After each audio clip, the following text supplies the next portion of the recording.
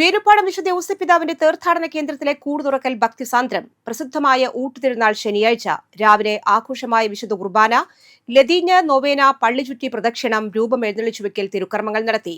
കൂട് തുറക്കൽ ശുശ്രൂഷകൾക്കും തിരുക്കർമ്മങ്ങൾക്കും തൃശൂർ അതിരൂപത വികാരി ജനറൽ മോൺസിഞ്ഞോർ ജെയ്സൺ കൂരംപ്ലാക്കൽ നേതൃത്വം നൽകി.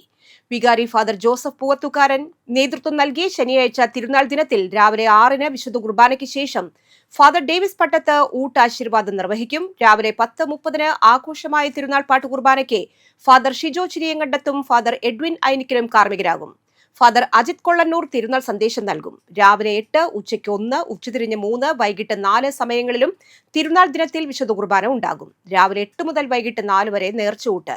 തിരുനാൾ ദിനത്തിൽ തൃശൂർ, ആമ്പല്ലൂർ, ചാലക്കുടി, ഇരിങ്ങാലക്കുട ഭാഗങ്ങളിൽ നിന്ന് വേലുപ്പാടത്തേക്ക് വാഹന സൗകര്യം ഉണ്ടായിരിക്കുമെന്ന് ഭാരവാഹികൾ അറിയിച്ചു.